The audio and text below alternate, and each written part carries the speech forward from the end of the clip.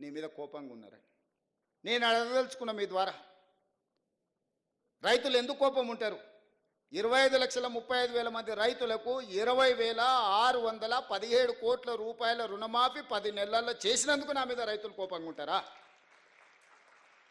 మహిళలు, మా ఆడబిడ్డలు రాష్ట్రం మొత్తం ఆర్టీసీలో ఉచిత ప్రయాణం ఇచ్చినందుకు చదువుకునే పిల్లల కాడ నుంచి మన పెద్దమ్మల వరకు అమ్మగారింటికి వెళ్ళాలన్నా అమ్మవారిని దర్శించుకోవాలన్నా ఉచిత బస్సు ప్రయాణం ఇచ్చినందుకు మా ఆడబిడ్డలు నా మీద కోపంగా ఉంటారా?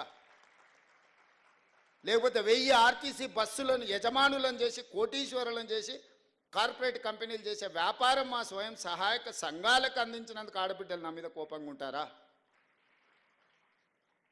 లేకపోతే 1000 మెగావాట్ల సోలార్ విద్యుత్ ఉత్పత్తి సామర్థ్యం, సోలార్ పవర్ ప్రాజెక్ట్స్ అంటే అదాని అంబానీలు టాటాలు బిర్లాలని ఒకప్పుడు అనుకునేది.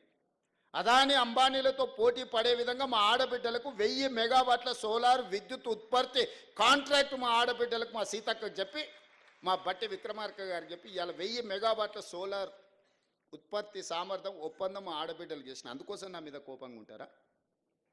50 లక్షల కుటుంబాలకి ఈరోజు 200 యూనిట్లు ఉచిత కరెంట్ ఇస్తున్న పేదవాడి ఇంట్లో వెలుగులు ఈరోజు ఈ ప్రభుత్వం ఇస్తుంది. అందుకోసం ఈ 50 లక్షల కుటుంబాలు నా మీద కోపంగా ఉంటారా?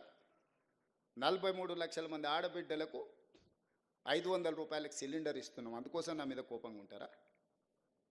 విద్యార్థులకు, లక్షలాది మంది విద్యార్థులకు 40% డైట్ ఛార్జెస్, 200% కాస్మెటిక్ ఛార్జెస్ పెంచినందుకు ఆ చిన్నారులు నా మీద కోపంగా ఉంటారా? అంతెందుకు 57,000 ఉద్యోగ నియామక పత్రాలు అందించినందుకు వాళ్ళు ఉంటారా కోపంగా? ఉద్యోగాలు వచ్చిన వాళ్ళు ఎందుకు ఈరోజు 922 కుటుంబాలు వచ్చినాయి? మీకు అందరికీ నేను ఉద్యోగ నియామక పత్రాలు రవీంద్ర భారతిలో పిలిచి మీకు అప్పచెప్పినందుకు మీకు నా మీద కోపం ఉందా? ఇన్నేళ్ళ మీ కళ సాకారమైనందుకు నా పట్ల అభిమానం ఉంటుందా? నా మీద కోపం ఉంటుందా? సోషల్ మీడియాలో ఎవడో పెట్టిందా అని మీరు ఎవ్వరు ఏమనకపోవడం వల్ల అదే నిజం అనే అబద్ధం, నిజం గడప దాటే లోపల అబద్ధం మొత్తం ప్రపంచాన్ని చుట్టేసి వస్తుంది. ఏంటంటే వాళ్ళు అడ్డగోలుగా సంపాదించారు, ఎంతైనా పెట్టుబడి పెడతారు. సోషల్ మీడియా అంటేనే, వాట్సాప్ యూనివర్సిటీ అంటేనే పెట్టుబడులతో జరిగే నల్లధనాన్ని అందులో పెట్టుబడిగా పెట్టి ఇంధనంగా మార్చి ఈ ప్రభుత్వం మీద బురద జల్లాలనే ప్రయత్నం చేస్తుండ్రు. ఎక్కడ మేము వైఫల్యం చెందినము? రేవంత్ రెడ్డికి పట్టు రాలేదు అని అంటారు. పట్టు రావడం అంటే ఓ రాజయ్యను దళితుని తీసేయడం, ఓ ఈటల రాజేందర్ బలైన వర్గాల వ్యక్తిని మంత్రివర్గం నుంచి తీసేస్తే పట్టు వచ్చినట్ట? తీయడానికి కారణం చెప్తే పట్టు వచ్చినట్టు. తీయడానికి సహేతుకమైన కారణం ఉంటే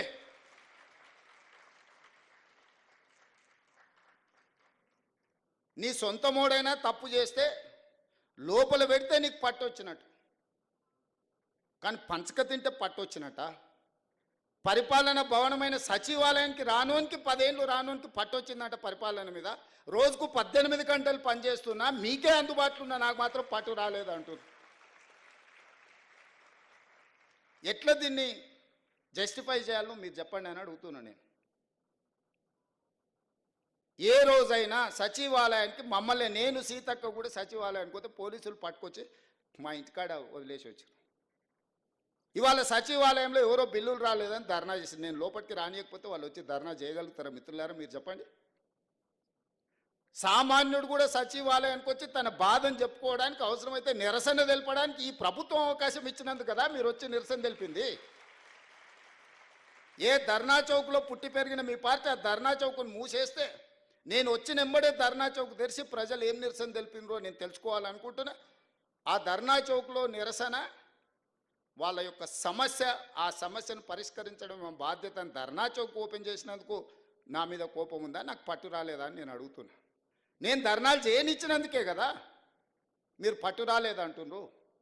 అదే పోలీస్ సిబ్బంది ఒక 11 మంది మాత్రమే మారినాం. ఒక కుటుంబం ఒక 11 మంది మంత్రులు మారిన, మిగతాళ్ళంతా సేమ్ అదే వ్యవస్థ కదా. కేసీఆర్, కేటీఆర్, హరీష్ రావు, దయాకర్ రావు ఇట్లాంటి మంత్రులు మారినరు. రేవంత్ రెడ్డి, సీతక్క, లేకపోతే బట్టి విక్రమార్క గారు, శ్రీధర్ బాబు గారు, మా 11 మందిమే కదా మారింది తెలంగాణ రాష్ట్రంలో. ఉన్న వ్యవస్థ మొత్తం అదే కదా. అదే పోలీసులకు నేను ఆదేశాలు ఇస్తే నిమిషాలలో ఇళ్ళకి వెళ్ళి బయటకు వెళ్ళకుండా అందరిని లోపలేసి తాళం వేసి వంగబెట్టి దంచరా? కోదండరాం తలుపులు వలగొట్టిన వాళ్ళు కేటీఆర్ తలుపులు వలగొట్టి ఈపులు వాళ్ళకి దంచరా? నువ్వు చెప్పినావు, నేను చెప్పలేదు. నేను అట్లాంటి విధానానికి వ్యతిరేకం కాబట్టి మీరు బయటకు వచ్చి ధర్నాలు చేస్తూ దీక్షలు చేస్తూ నన్ను తిడుతురు. ఆనాడు నువ్వు ఆదేశాలు ఇస్తే కోదండరామ్ గారు తలుపులు బద్దలు కొట్టిన పోలీసులు నీ ఈపులు పక్కన వలగొట్టారా మేము చెప్తే? ఆ విధానం